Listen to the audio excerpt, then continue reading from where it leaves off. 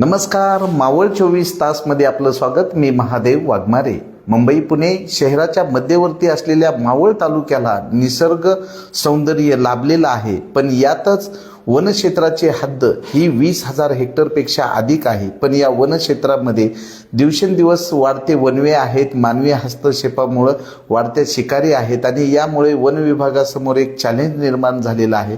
तर या ठिकाणी वडगाव मावळ वन परिक्षेत्राचे अधिकारी प्रकाश शिंदे सर आहेत. आम्ही त्यांच्याकडनं जाणून घेतोय. काय सांगाल सर, वाढत्या वनव्यामुळं तुम्ही फतवा काढलेला आहे की वनवे लावाल तर जेल होईल, या संदर्भात काय सांगाल?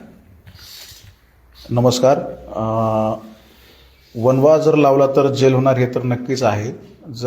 बऱ्याच ठिकाणी असं होतं की पर्यटक आता आपल्या मावळ तालुक्यामध्ये लोणावळा, खंडाळा, टायगर पॉईंट आहे किंवा बरेच असे प्रसिद्ध किल्ले आहेत.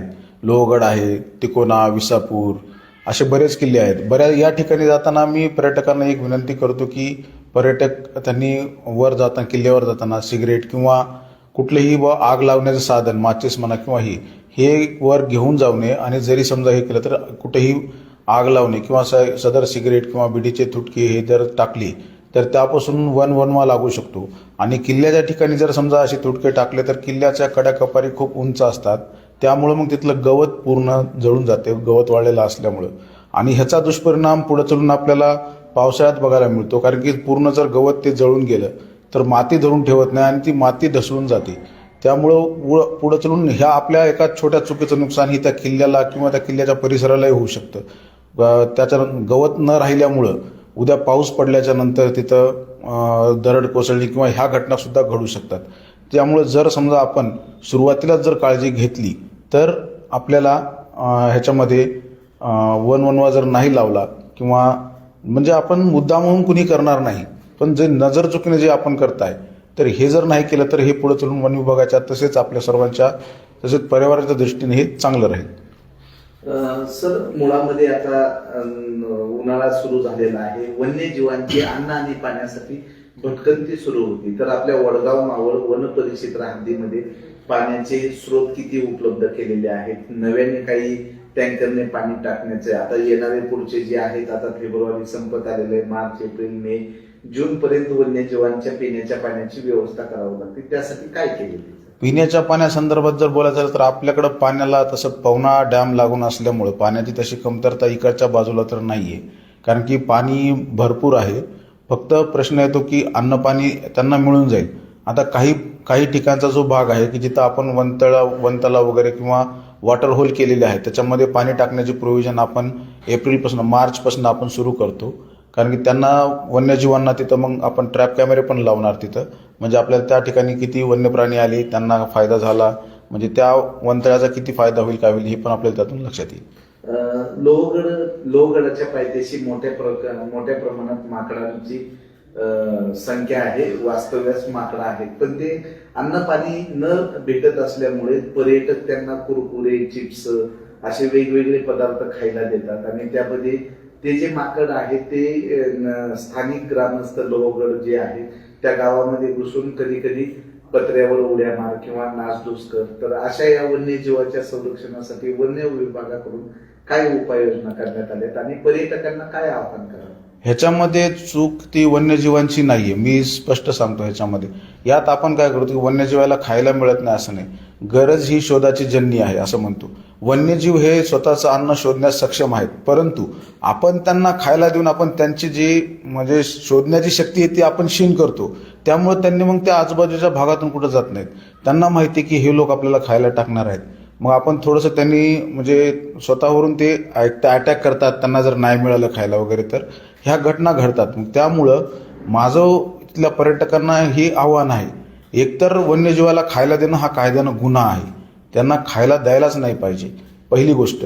आता तिथल्या ह्यांना सवय लागलेली आहे, पण ती सवय मोडण्यासाठी जर आपण त्यांना खायला देणं थोडं बंद केलं तर ते अन्नाच्या शोधामध्ये जंगलाच्या बाजूला किंवा इतर ठिकाणी त्यांनी जातील आणि तिथला थोडासा त्रास कमी होईल.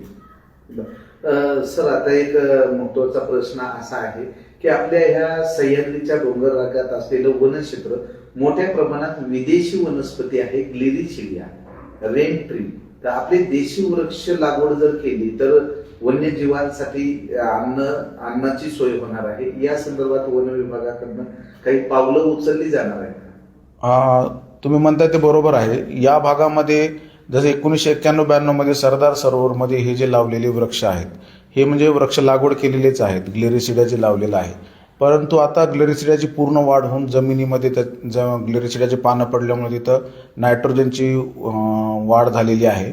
तर ग्लेरिसिडा काढण्यासाठी आपण पुणे विभागामार्फत आमचा जो वर्किंग प्लॅन असतो, वर्किंग प्लॅनमधून तसं प्रिस्क्रिप्शन केलेलं आहे आणि आपण त्याचं फेलिंग प्रपोजल आणि त्या ठिकाणी देशी प्रजाती लावण्याचं प्रस्ताव हा आपण शासनाला पाठवलेला आहे.